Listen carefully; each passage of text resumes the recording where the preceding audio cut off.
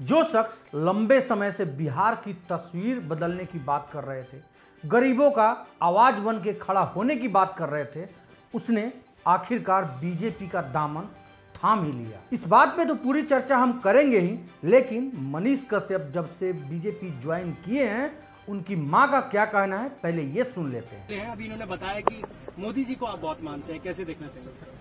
आज बहुत हम खुश हैं कि जो मेरा बेटा बीजेपी में ज्वाइन कर लिया। बहुत खुश हैं, हमारे कहना माना, हम मानकर जाके बीजेपी ज्वाइन कर लिया। जब से मनीष कश्यप ने बीजेपी का दामन थामा है, तब से सोशल मीडिया पे मनीष कश्यप खूब ज्यादा ट्रेंड कर रहे हैं और सबसे ज्यादा चर्चा इस बात का है कि जो व्यक्ति गरीबों का आवाज बनता था, बिहार की तस्वीर बदलने की बात करता था, वो आज बिक चुका है और वो बीजेपी का दामन थाम लिया है चंद लोभ में। जी हाँ, उसी मनीष कश्यप के हम बारे में बात कर रहे हैं, जो कि पश्चिमी चंपारण लोकसभा सीट से निर्दलीय चुनाव लड़ रहे थे और उन्होंने अपना प्रचार प्रसार इस कदर शुरू कर दिया था कि विपक्षी वहां से जो एनडीए प्रत्याशी हैं संजय जायसवाल, उनका हक्का बक्का टाइट हो गया था। लेकिन समय बदलते देर नहीं लगती है। बीजेपी जो है बड़ा पार्टी है, बहुत दिग्गज नेता उसमें बैठे हुए हैं।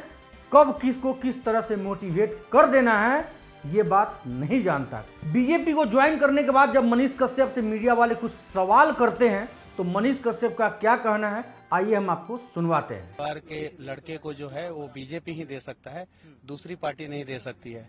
बिहार में कुछ ऐसी पार्टियां हैं जहां पे अगर सूटकेस भर के आप नहीं लेके जाएंगे तो वो पार्टी जो है वो अपने में ज्वाइन भी नहीं कराती है। मनीष कश्यप की इस मंसूबे से ये साफ जाहिर हो जाता है कि मनीष कश्यप का शुरू से ही मन था कि हम बीजेपी को ज्वाइन कर ले या फिर राजद को ज्वाइन कर ले, मतलब कोई भी बड़ी पार्टी जो है उसको हम ज्वाइन कर ले। आप लोगों को याद होगा कि कुछ समय पहले मनीष कश्यप ने यह भी कहा था कि यदि तेजस्वी यादव जी अच्छा काम करते हैं, गरीबों के लिए काम करते हैं, तो मैं उनसे भी हाथ मिला सकता हूं। लेकिन मनीष कश्यप के इन सभी बयानों और दलीलों को वहां की जनता माफ नहीं करेगी और वहां की जनता यानी कि पश्चिमी चंपारण लोकसभा सीट की जो भी जनता है, जो इनको इतना भूखे प्यासे जो समर्थन कर रहे थे, अब मनीष कश्यप का समर्थन नहीं करेंगे।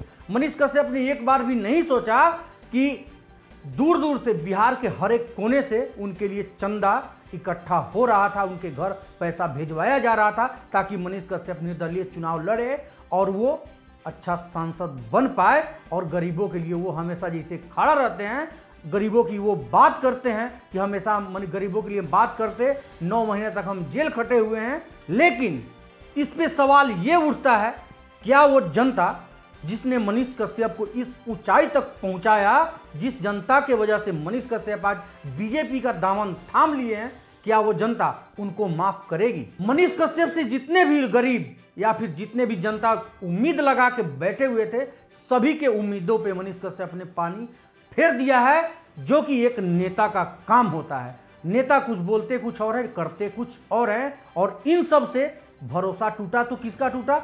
गरीबों का। जो जनता निस्वार्थ होकर चिलचिलाती धूप में मनीष कश्यप के लिए मनीष भैया जिंदाबाद, मनीष भैया जिंदाबाद का नारा लगा रहे थे, उनके लिए एक पैर पे खड़े रह रहे। खैर, मनीष कश्यप अब बीजेपी तो ज्वाइन कर लिए हैं, लेकिन अब देखना यही है कि क्या वो वही मनीष कश्यप रहेंगे या फिर राजनीति में वो रंग जाएंगे। जैसे कि कहावत है कि सियरा हुए बा पोंछ रंगैले बा, ये वाला कहावत उन पे लागू होगा या फिर मनीष कश्यप अपने कहे हुए बात पे खड़ा उतरेंगे।